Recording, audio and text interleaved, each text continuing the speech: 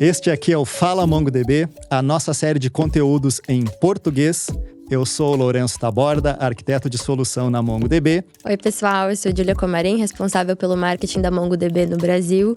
E hoje com a gente tem dois convidados super especiais da House. Queria agradecer vocês por terem vindo e queria pedir para que vocês se apresentassem para que o pessoal que está em casa nos assistindo pudesse conhecer um pouquinho de vocês. Eu sou o João, sou tech lead na House há 3 anos e pouquinho. Prazer, galera. Eu sou o Diego, atualmente como engenheiro de software back-end na House. João, Diego, por favor, contem para quem ainda não conhece o que a House faz. O que é a House? O que ela entrega? Conta um pouquinho pra gente dessa história. A House, atualmente, ela nasceu lá em 2019, mais ou menos, ali meados do início do ano. A House é uma PropTech, então ela pega e engloba todo o ecossistema de uma propriedade. Então, desde o investidor, um proprietário e também um morador, então essas 3 pontas. Muita gente atualmente pode acabar vendo em questão de marketing, no site, então vocês vão ver muita coisa relacionada à moradia inteligente. Então, você faz uma assinatura pelo tempo que você quiser. Você consegue pegar e fazer todo um decorado ali em 40 dias da sua unidade. Isso é uma das façanhas da House que ela tem vendido muito bem ultimamente. A gente vende dados de expertise, então, sobre como está a rentabilidade de uma certa região para certos investidores.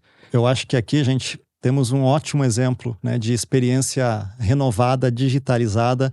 Você falou de PropTech, né?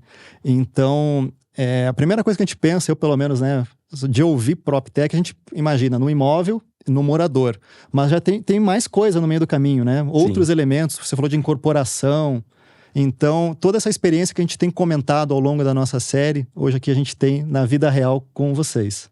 E eu acho muito legal, porque é uma empresa bem tecnológica e vocês usam Mongo já tem um tempo. E por que vocês começaram a usar Mongo? Qual foi o motivo dessa escolha e como funcionava antes o modelo de dados de vocês?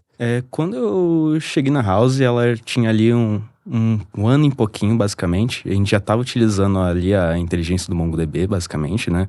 Utilizando lá, no caso, com o DocumentDB da AWS. Nisso, um grande motivo da gente ter selecionado, do pessoal no início ter selecionado, foi por conta de facilidade e flexibilidade. Então, ainda não tinha ideia do que era o ecossistema, não sabiam como que funcionava, porque não tinham cases que dá para se espelhar, porque é uma coisa muito nova. Não tinham pessoas fazendo isso naquela época. Hoje em dia até tem, né? Depois de uns 3 aninhos ali, a galera começou a aparecer bastante. Então essa flexibilidade, facilidade de pegar e ficar remodelando o dado, modificando os documentos ali.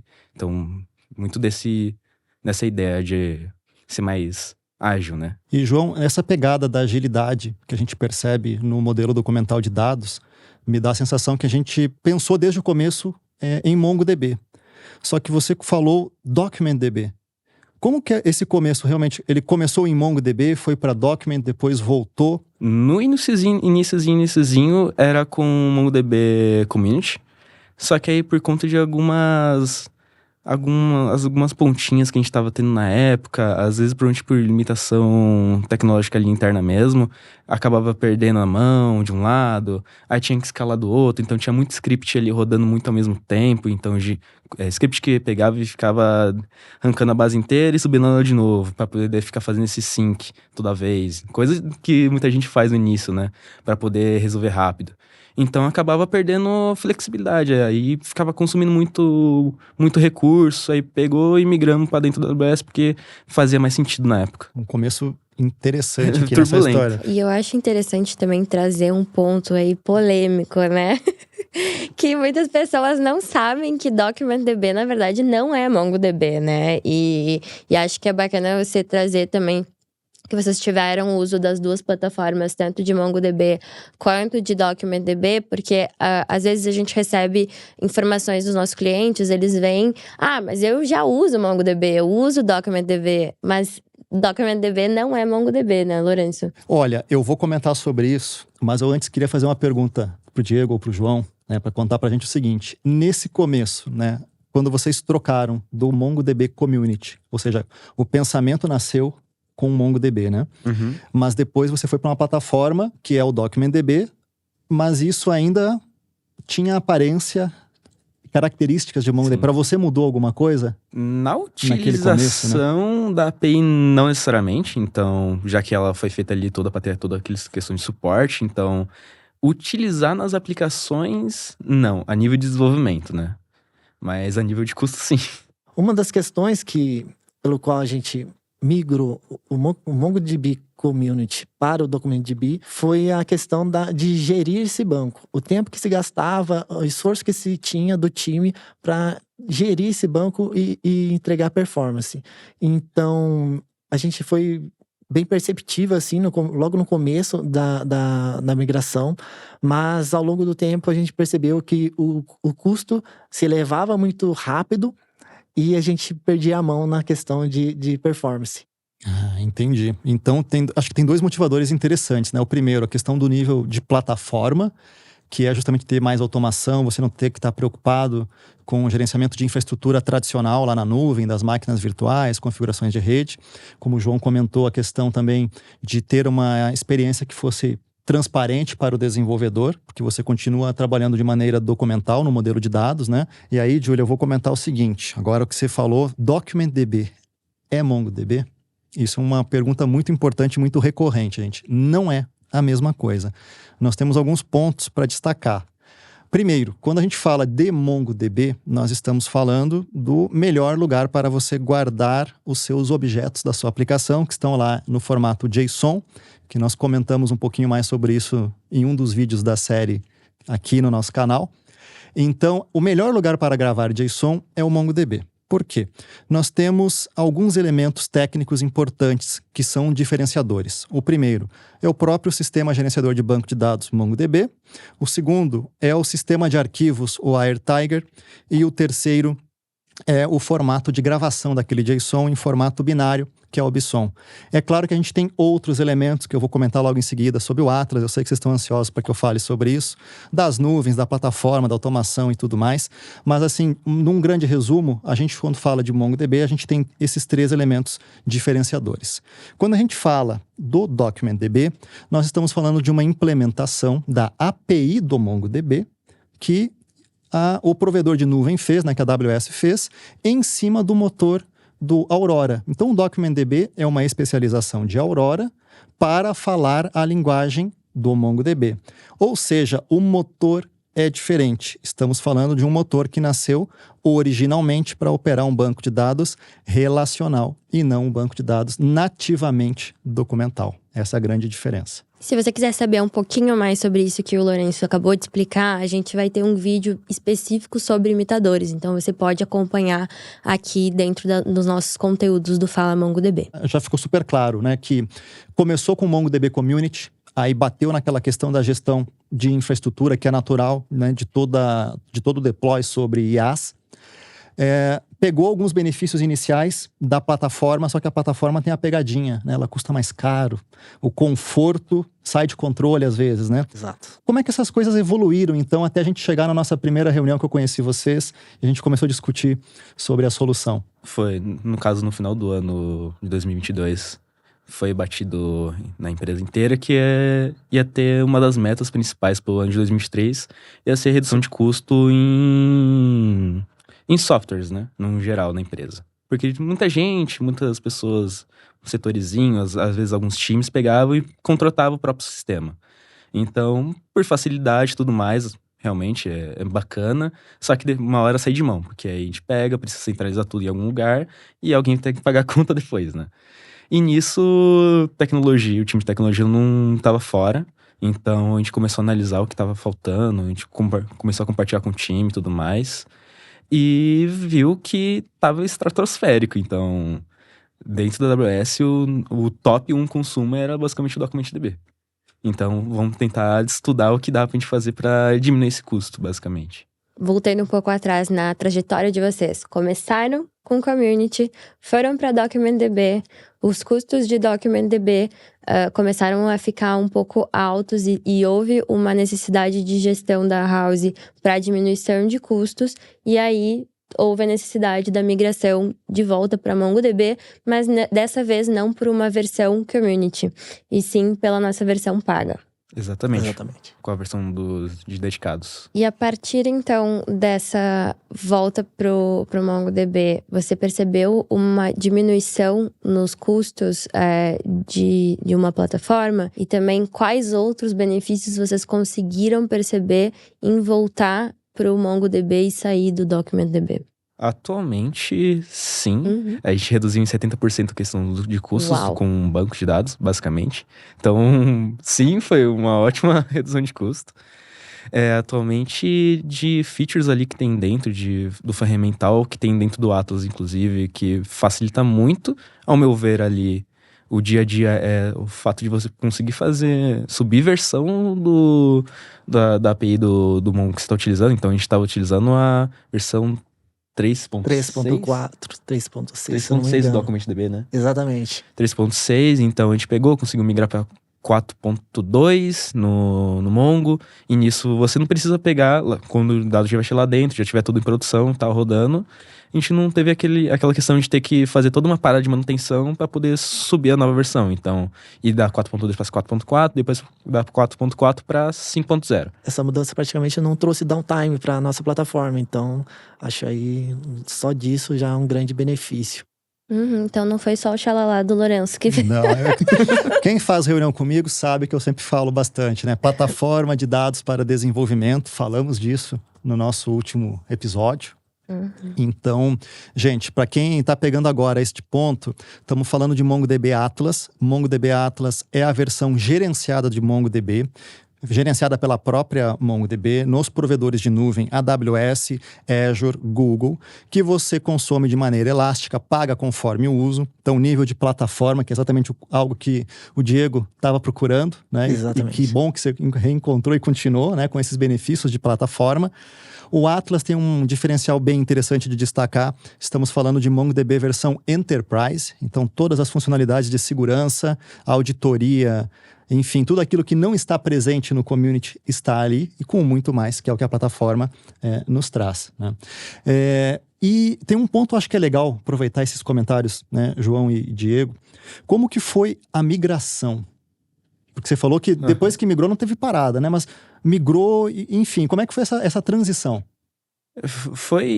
Não foi caótico, foi tranquilo. Não, foi bem tranquilo. Aliás, a gente teve aí o apoio total do time da Mongo, inclusive o ID e o Tabor também acompanhou nossa história aí de migração para o produto do Atlas. Foi agendado um sábado e em coisa de 2 horas estava todos os nossos dados já na plataforma do Atlas.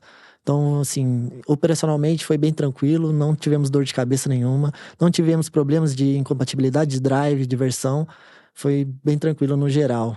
E do ponto de vista de características da aplicação, vocês perceberam diferenças em questões de desempenho, de índice? Porque o João já falou que ficou mais barato. Beleza. Mas do ponto de vista técnico, ficou mais rápido ou ficou mais fácil? O downtime também você já falou ali que não teve parada, legal. Mas o que mais mudou do ponto de vista ali técnico para a aplicação? Ao meu ver, ficou muito mais fácil, ainda mais, principalmente questões de visualização ali de quais queries estão, por exemplo, consumindo mais ali, para a gente poder fazer readequação ali dos índices. Então, fazendo aquelas análises dentro do profiler, analisar ali qual query tá tendo mais pico, durante qual dia. Então, a gente tem algumas crons ali que, roda ali o dia inteiro. Então, igual toda empresa precisa ter. Então, a gente conseguir ter uma facilidade para poder visualizar esse tipo de coisa e ali na ponta do lápis falar, isso aqui tá mais lento por conta disso, fez diferença. Atualmente, a gente tá testando um novo projeto lá interno da House, que a gente logo mais vai estar disponibilizando para o pessoal. Questões do Atlas Search, então, questões de índice ali dentro dele. Muitas das nossas aplicações a gente pega e tem que ficar tendo filtros muito dinâmicos, né? Toda essa construção deles. Construir índice na mão para algo que é dinâmico, de forma ali dentro da questões de índice ali da collection ali do banco, é muito chato. É muito chato. Uma questão muito importante que que o João falou, essa questão da gente conseguir visualizar o nosso ambiente, como que está ocorrendo as transações de banco ali dentro, todas as métricas, a observabilidade no geral da saúde do banco, a gente tem totalmente disponível dentro da plataforma. Então, isso deu um boost muito grande assim nas aplicações, principalmente questão de índice, como o João falou. A gente não tinha tanta noção de como eram utilizados esses índices pelas aplicações, e através da plataforma a gente vê isso muito claro, porque ela identifica o que está sendo mais usado, o que está sendo mais batido ali dentro das collections, e nos traz praticamente um relatório de quais queries estão sendo executadas mais vezes e com mais lentidão. E a partir daí a gente consegue traçar um plano de otimização e trazer mais performance, coisa que a gente tinha perdido a mão lá atrás. Então quer dizer o seguinte, foi fácil migrar, você já fez upgrade de versão, no upgrade não teve parada, observabilidade total, enxerga, facilitado, e já está pensando nos próximos passos, né? Quando você falou ali que vai usar o search, com certeza vai ter alguma coisa ali mais humanizada, mais esperta, mais relevante, né? Na hora de fazer as buscas. Então já está pensando em evolução, em próximo passo da experiência final do cliente da House. Exatamente. A gente está pensando em utilizar o máximo possível e extrair o máximo que a plataforma dispõe para nós. Eu acho que a gente tem um ótimo case. Eu também acho. E não é pagando bola, não. É realmente casos de verdade. Isso me pegou de surpresa esse comentário. Porque eu sei, claro, eu hoje estou com a minha camiseta verde preferida, né? Então eu sei que eu falar que o Atlas é legal e funciona, né? Eu sou uma pessoa extremamente suspeita, né? Mas eu também percebo nas nossas discussões, né? De solução e o potencial que a gente tem de otimização. Eu acho que começa muito nessa linha, né? Primeiro, a questão é dar o primeiro passo. É a gente fazer o primeiro movimento. Resolver lá, o problema antes era a conta que estava alta, né? Eu me lembro dessa conta, João. E eu me lembro também dos índices da aplicação, porque eu achei muito alto também. Mas isso aqui era a minha opinião pessoal, opinião técnica e tal, né? Então foi uma surpresa, eu sabia do potencial, mas foi uma surpresa extremamente positiva, tudo que a gente conseguiu, né, alcançar de otimização. E isso foi o primeiro passo, porque agora é justamente a questão, né, de avançar mais na inovação, que é algo que a gente fala bastante também, né, do potencial de você ter um serviço de plataforma, de principalmente, né, MongoDB Atlas, plataforma de dados de desenvolvimento, porque você sai da questão de simplesmente armazenar a sua informação para justamente ter todo esse nível de automação, esse conforto, e foca muito mais na inovação, né, e na nova feature que vem por aí. E eu também queria perguntar para vocês quanto o MongoDB Atlas representa das aplicações da House hoje em dia? Quantas aplicações vocês têm com o MongoDB Atlas e quantas são sem MongoDB Atlas?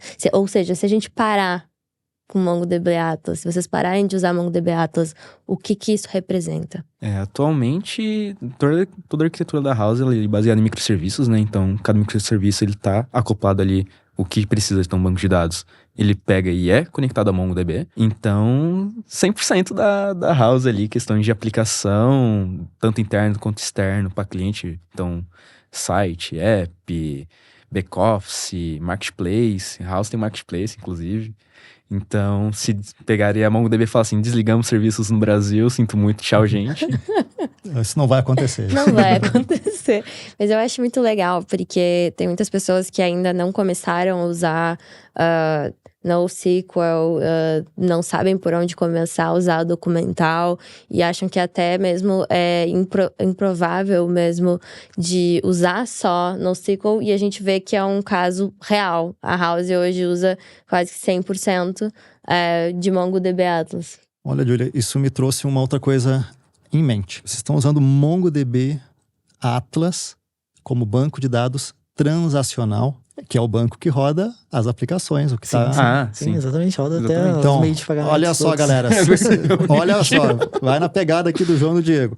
MongoDB Atlas serve para banco de dados transacional e também para analítico. Então, pegando o que você falou, né, do mundo NoSQL documental com MongoDB Atlas serve para coisa séria, para transacional. Vou perguntar para vocês se vocês recomendariam a um amigo ou uma amiga sair do imitador, do banco imitador, e ir para o Atlas? Se o caso é, preciso permanecer no Document ou no CosmoDB ou qualquer outro, por conta que ele tá dentro da plataforma, então tá dentro do ecossistema ali da AWS, dentro do Azure, você não é dependente disso, porque você consegue utilizar o Mongo ali dentro do próprio provider. Então, pega, usa o dedicado, seta ali as envzinhas, faz um VPC peering e tá novo, né? Sem dúvida, recomendaria de olhos fechados ali, é um ótimo produto. Até o momento tem até surpreendido pelas expectativas que a gente tinha. E, como eu disse, a gente pretende cada vez mais tirar proveito da plataforma. Em breve aí a gente está implementando o novo Search. 4 Search, exatamente. E provavelmente a gente terá mais ganhos aí em questão de custos e performance também. Então a gente pode combinar uma coisa, viu? Quando tiver esse lançamento, pode me mandar um e-mail, me mandar um Slack. Eu gostaria de conversar com vocês. E quem sabe não é o nosso próximo vídeo para falar sobre Atlas Search, né? Acho que é super legal. Gente, eu queria agradecer muito por vocês terem vindo hoje, bater esse papo conosco. Falar de migração de outros bancos, né? Dos bancos imitadores. É algo que nem sempre é tão fácil, né? E às vezes pode até ser um pouco impactante com quem está acostumado a trabalhar com o Cosmos ou com o DocumentDB, ou que ainda não sabe que esses bancos, na verdade, não são Mongo, são outra coisa, gente. Eles falam parcialmente a linguagem do MongoDB. Então, MongoDB verdadeiro é no Atlas. E é isso. Muito obrigado, gente, por terem vindo. Obrigada, gente. Muito obrigada pela participação de vocês. Muito obrigada por você que assistiu até aqui. Por favor, se puderem botar seu comentário aqui embaixo, nos contar o que você tá achando da nossa série de vídeos. E deixar um comentário positivo aí pros meninos por terem participado aqui com a gente. Foi um prazer estar conversando com vocês. E espero que a gente volte a falar em breve, assim que tiver essa aplicação nova. Porque foi realmente um prazer. Obrigada, gente. Já tô ansioso por esse lançamento. Obrigadão, Taborda. Obrigado, Gil. Obrigado, pessoal. Espero em breve vê-los novamente e com novidades. Até mais.